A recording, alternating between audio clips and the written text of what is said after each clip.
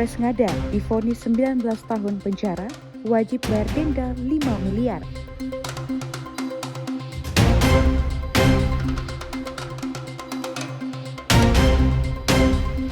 Pemerintah kucurkan bantuan langsung tunai dari Oktober hingga Desember.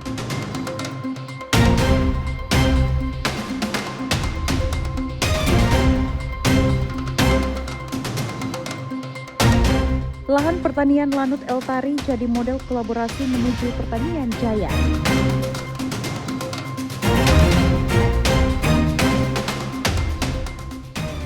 Halo pemirsa, Timur Sepekan kembali hadir menyapa Anda. Selain 3 topik utama tadi, kami juga menghadirkan informasi penting lainnya.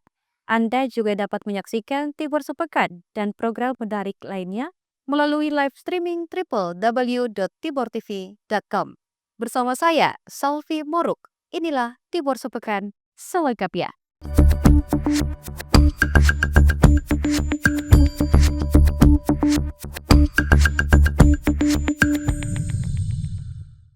Mantan Kapolres Ngada, AKBP Fajar Widya Dharma Lukman Suma Atmaja, dijatuhi hukuman 19 tahun penjara oleh Majelis Hakim dan denda sebesar 5 miliar. Dengan ketentuan, apabila tidak dibayar, diganti dengan pidana kurungan selama 1 tahun 4 bulan. Berikut informasi selengkapnya untuk Anda. Mantan Kapolres Ngada AKBP Fajar Widya Dharma Lukman Suma Atmaja dijatuhi hukuman 19 tahun penjara oleh Majelis Hakim Pengadilan Negeri Kelas 1A Kupang, Selasa 21 Oktober 2025. Sidang pembacaan putusan berlangsung terbuka untuk umum di Ruang Cakra Pengadilan Negeri Kupang sekitar pukul 11 WITA dan dihadiri oleh para tokoh agama serta sejumlah awak media. Majelis Hakim menyatakan Fajar terbukti bersalah melakukan tindak pidana kekerasan seksual terhadap anak dengan tipu muslihat. Kalau soal putusan itu kita hormat, kita terima salinannya, kita akan lihat fakta-fakta yang ditulis dalam putusan itu.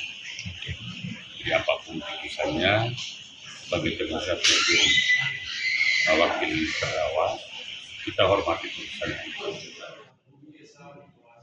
Sementara itu, Jaksa Penuntut Umum dari Kejaksaan Negeri Kota Kupang mempertimbangkan keputusan selama 7 hari untuk menentukan sikap dalam putusan hari ini.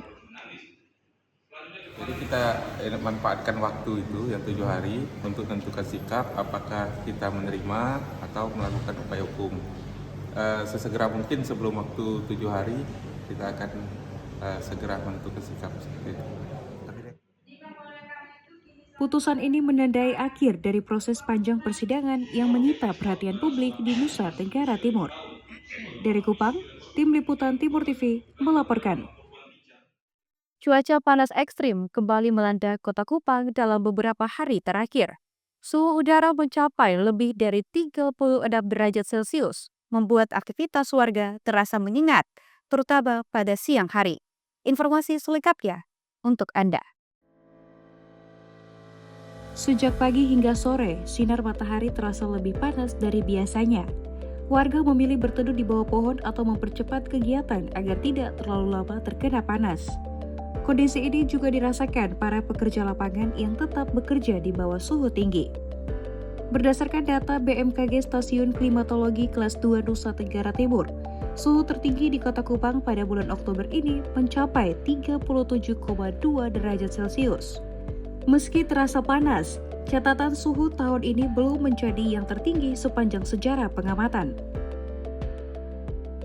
Bulan Oktober, suhu tertinggi itu di bulan Oktober itu malah terjadi pada tahun 1987, kemudian tahun 1997 itu malah suhu maksimum paling tinggi di bulan Oktober itu sebesar 38,3. Kalau untuk sekarang tahun ini, suhu kita tertinggi itu masih sekitaran di 37,2 derajat Celcius. Jadi masih ada yang tahun ini panas, tapi sebelumnya itu masih ada yang maksimumnya lebih tinggi 2 tahun sebelumnya. Bahkan kalau selama dari 30 tahun terakhir, untuk sampai di tanggal ini, di bulan Oktober ini, urutan kelima urutan kelima ke enam terpanas selama bulan Oktober, kayak gitu. BMKG menjelaskan, suhu panas saat ini terjadi karena posisi matahari sedang berada di wilayah selatan Khatulistiwa. Minimnya awan membuat sinar matahari langsung mengenai permukaan bumi tanpa banyak halangan. Kondisi ini diperkirakan masih akan terjadi hingga beberapa pekan ke depan, terutama di wilayah pesisir dan dataran rendah. BMKG menghimbau masyarakat untuk mengurangi kegiatan di luar ruangan pada siang hari dan banyak minum air putih agar tidak dehidrasi. Masyarakat juga diingatkan untuk waspada terhadap potensi kebakaran lahan akibat udara kering dan angin kencang pada siang hari. Cuaca panas ekstrim ini diperkirakan masih akan terjadi hingga awal bulan November mendatang. BMKG mengingatkan masyarakat untuk tetap jaga kesehatan dan menyesuaikan diri dengan kondisi cuaca yang lebih panas dari biasanya. Dari Kupang, Tim Liputan Timur TV melaporkan. Sebanyak 768 pegawai pemerintah dengan perjanjian kerja tahap 2 di lingkungan pemerintah Kota Kupang formasi tahun anggaran 2024 secara resmi menerima surat keputusan pengangkatan dari Wali Kota Kupang. Berikut informasi selengkapnya untuk Anda. Sebanyak 768 pegawai pemerintah dengan perjanjian kerja atau P3K tahap 2 di lingkungan pemerintah Kota Kupang formasi tahun anggaran 2024 secara resmi menerima surat keputusan SK pengangkatan dari Wali Kota Kupang Senin 20 Oktober 2025 di Gor Flobamora Oepoi. Penyerahan SK pengangkatan dilakukan langsung oleh Wali Kota Kupang Dr. Christian Widodo. Dalam sambutannya, Christian menegaskan bahwa pengangkatan para tenaga honorer menjadi P3K bukan semata soal lama pengabdian, melainkan seberapa besar dampak yang diberikan bagi masyarakat melalui pelayanan publik. Ia menekankan bahwa para P3K kini telah menjadi bagian dari keluarga besar pemerintah Kota Kupang dan harus bekerja dengan tertib, taat pada pimpinan serta loyalitas terhadap visi dan misi pemerintah sebagai kunci utama dalam menjalankan tugas. Resmi bukan honor atau PTT lagi, sekarang sudah resmi sebagai P3K, artinya resmi dalam sebuah perang besar. Hari ini sah resmi dalam sebuah keluarga besar, sebuah perang besar. Kalau perang itu ada nahkodanya, ada pimpinannya, ada saya, ada ibu wakil wali kota, ada pimpinan di OPD masing-masing, maka itu kita kerja harus tertib, harus taat terhadap pimpinan, terhadap visi, misi, dan program pemerintah Kota Kupang. Itu yang paling penting. Loyalitas adalah nomor satu. Jadi orang yang memerintah, tetapi orang... Guru Sekolah Dasar Negeri Oebobo 1, Macita Pui, mengungkapkan rasa syukurnya usai resmi diangkat sebagai pegawai pemerintah dengan perjanjian kerja atau P3K di lingkungan pemerintah Kota Kupang.